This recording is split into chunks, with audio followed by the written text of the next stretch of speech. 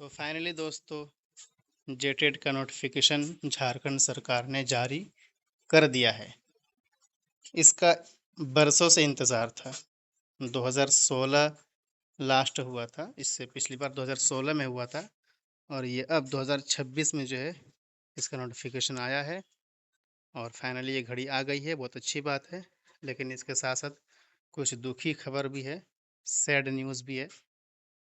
ठीक है ना।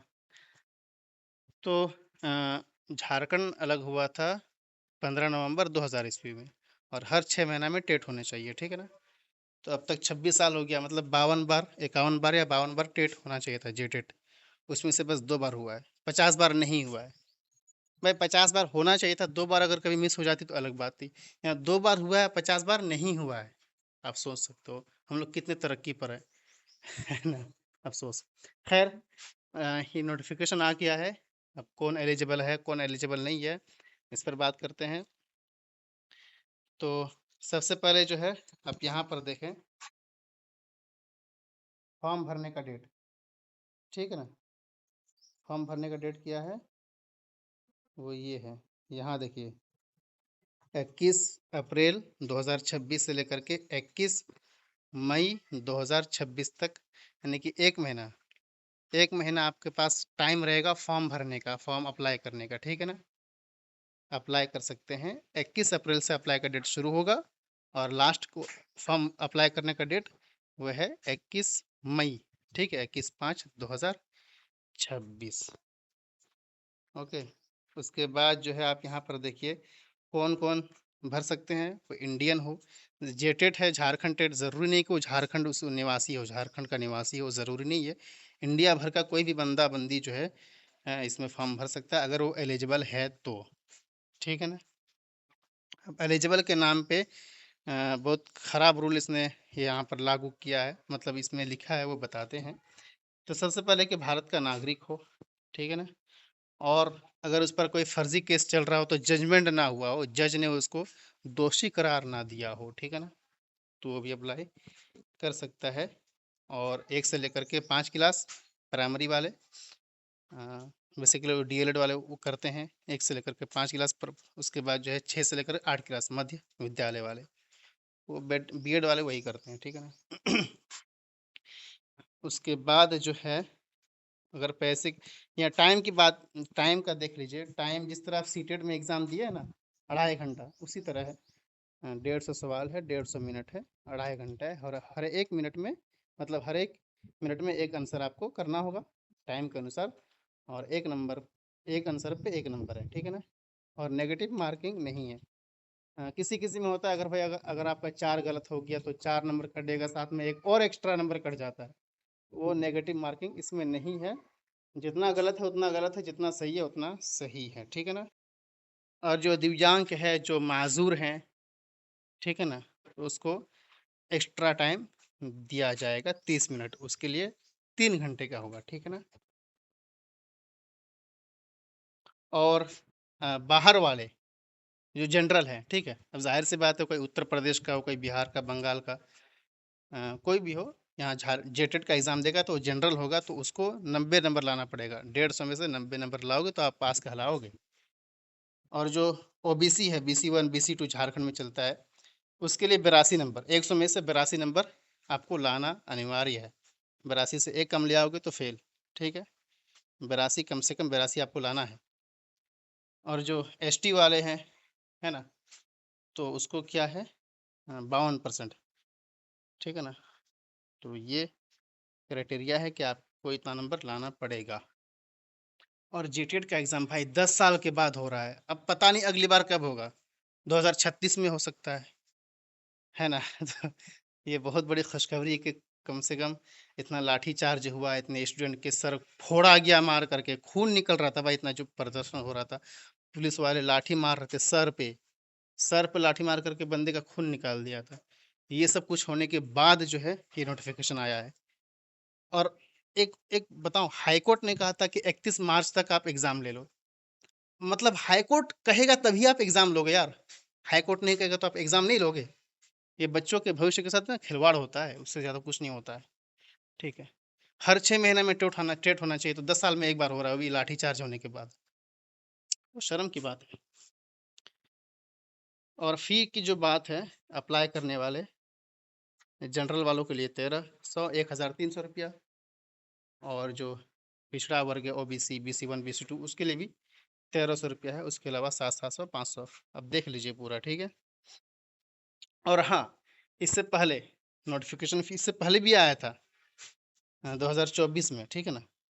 तो उस वक्त जिसने जिसने फॉर्म भरा था तो वो फ्री में भरेगा, अपना आईडी पासवर्ड से वो लॉगिन करेगा, तो उसका वो फॉर्म भरा हुआ, मतलब जो एडिट करने का रहेगा एडिट कर लेगा, उसको पैसा नहीं लगेगा, जो 2024 में फॉर्म भरा था, ठीक है ना। तो ये हो गई बात। अब एलिजिबल कौन है, अब इसमें भी मूड खराब कर दिया है। चलिए दिखाते हैं एलिजिबल कौन है। ये जो है ना, ये यहाँ से लेकर के यहाँ तक, ठीक है। ये बहुत खराब चीज़ है भाई।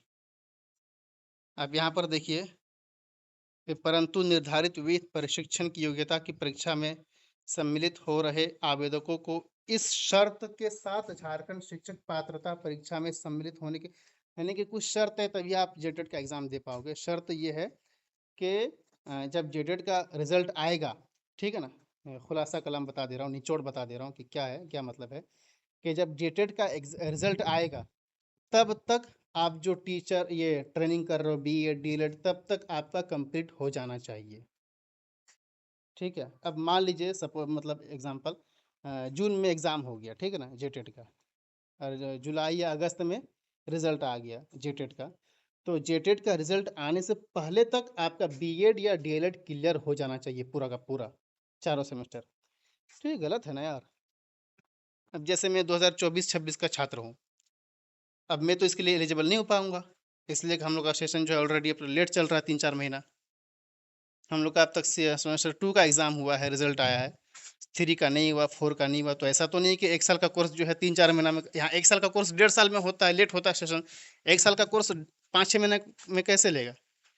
तो 2024-26 वाले भी इसमें एलिजिबल नहीं हो पा रहे हैं इस नियम के अनुसार। 2023-25 वाले भी, जिनका जिनका सेमेस्टर 4 का एग्ज़ाम नहीं हुआ है, तो बहुत ख़राब है। अब इसमें एक चीज़ ये है कि इसमें ना ये फंस गए हैं, ये जो लिखे हैं इसमें फंस गए। फंसे कैसे बता रहा हूँ मैं। अब यहाँ पर देखिए आप, ये जो है ना, ये यहाँ पर देखिए आप, ये क्या है, सुप्रीम कोर्ट ने, मतलब ये केस उस चल रहा था सुप्रीम कोर्ट और इसका, ठीक है ना, जेटेट को लेकर के। वहाँ पर जो है 55-64-2019 में पारित आदेश के आलोक में निर्गत राष्ट्रीय अध्यापक शिक्षा परिषद का पत्रांक क्या है, 11/28/52। आप यहाँ देखिए भाई, 11/28/52, ये 11/28/52 दिनांक 4 अगस्त, 4/8/2022 प्रभावी होगा। कौन एग्ज़ाम दे सकता है, तो इसके लिए रूल क्या है, जो NCTE, national council for teacher ये एजुकेशन, ठीक है, उसका जो गाइडलाइन है, उसके उसके यहाँ जो जो अपेयरिंग वाले छात्र किसको बोला जाता है, वहाँ जो रूल है उसके हिसाब से यहाँ पर जो है वो अप्लाई कर सकता है। एक तो ये कानून है, लेकिन ऊपर में ये भी लिखा है कि नहीं नहीं, साथ में जो है आपको जब जेटेट का एग्ज़ाम आए, रिजल्ट आएगा उससे पहले पहले आपका बीएड क्लियर हो जाना चाहिए। तो ये दो अलग अलग चीज़ें हैं ना। ये 11/28 में, पहले ये दिखाता हूँ, 11/28/52, और दिनांक क्या है, 4/8/2022 में जो बातें हुई थी, जो रूल आया था। आप यहाँ पर देखिए, national council for teacher education, NCTE, ठीक है। और यहाँ पर डेट देखिए आप, डेट 4 अगस्त 2022, 11/28/52। अब इसमें क्या बात की गई थी कि कौन टेट का एग्जाम दे सकता है। आप यहाँ पर देखो, यहाँ पर देखो आप, ये ये आप पढ़ो, ठीक है। Therefore, a candidate who has been admitted in any of the TTC and undergoing the teacher training course can be said to be pursuing such teacher training course and shall be eligible to paper in the TET examination. यानी कि कोई भी बंदा या बंदी जो admission लिया हो, बीएड हो, डीएलएड हो, टीचर ट्रेनिंग कोर्स में अगर एडमिशन लिया हो तो बिल्कुल एलिजिबल है टेट का एग्ज़ाम देने के लिए। ये एनसीटीए के गाइडलाइन के अनुसार ये बात कही गई थी, ठीक है ना। जो जिनको इंग्लिश आती है अच्छे से पढ़ दो भाई। अब डेट भी आप मिला लो, है ना। डेट 4/8/2022, 11/28/52। यहाँ पर देखो 11/28/52, दिनांक 4/8/2022 प्रभावी होगा। आदेश के आलोक में निर्गत राष्ट्रीय अध्यापक शिक्षा परिषद का पत्रांक इतना इतना तक दिनांक इतना तक प्रभावी होगा। तो भाई उसमें तो कुछ और बातें हैं और आप कुछ और बातें कर रहे हो कि जेटेट का रिजल्ट आने तक आपका बीएड या डीएलएड कंप्लीट हो जाना चाहिए। तो ये दोहरी बताऊं, जानबूझ कर किस तरह गलती करते होंगे यार, पता है क्यों? ताकि बच्चे लोग जो है फिर से गुस्सा हो और केस करने चले जाए हाई कोर्ट में, और केस करने के बहाने में हम 1 साल और डिले कर दे इस एग्ज़ाम को, है ना। मतलब देख रहे हो क्या क्या सोच है मानसिक। भाई हम लोग इसमें पिसा जा रहे हैं, इस सिस्टम के बीच में हम लोग पिसा जा रहे हैं। अब जो यहाँ पर ये जो नियम बना रहे हैं, जो रूल लागू कर रहे हैं, ऐसा तो नहीं कि वो आंख बंद करके वो एनसीटीए का गाइडलाइन ना देखा हो, बिल्कुल देखा होगा। उसके बावजूद भी लिख रहे हैं कि नहीं भाई, जब जेटेट का रिजल्ट आएगा तब तक आपका बीएड और डीएलएड कंप्लीट हो जाना चाहिए। तो जानबूझ के गलती डाल रहे हैं ताकि बच्चे केस करेंगे और 1 साल जो है फिर से हम डिले कर देंगे इस एग्ज़ाम को, ठीक है ना। ये मेरा मानना है। वरना वहाँ इतने इतने विद्वान बैठे हुए हैं जो ये सब नोटिफिकेशन जारी करते हैं, वो उनको तो पता होगा ना भाई कि एनसीटीए में क्या और हम क्या लिख रहे हैं। दो दो बातें लिख रहे हैं, तो ये गलत है। हम लोग पिसा जा रहे हैं, सिस्टम अजीब है, क्या बताएं यार। खैर देखते हैं इसमें क्या मामला होता है। केस तो करना पड़ेगा, इसलिए कि नहीं, केस करने से पहले अगर मामला सुलझ जाए तो अच्छा है शिक्षा आयोग के यहाँ से। बहरहाल देखते हैं क्या होता है। तो ये था जेटेट का सैड न्यूज़ और हैप्पी न्यूज़, ठीक है। अच्छी खबर भी है, बुरी खबर भी है। मेरे लिए तो बुरी खबर नज़र आ रही है, 2025-27 वालों के लिए भी बुरी खबर है, ठीक है। 2023 और 25 वाले जहाँ जहाँ अटके हैं उन लोग के लिए बुरी खबर है। और जहाँ तक बात रही सिलेबस की, तो कुछ ज़्यादा मत सोचिए, जिस तरह सीटेट में है उसी तरह है, बस थोड़ी बहुत चेंजिंग है। सीटेट में तो सबको पता है कि सीडीपी 30 नंबर का रहता था, इसमें भी सीडीपी 30 नंबर का रहेगा।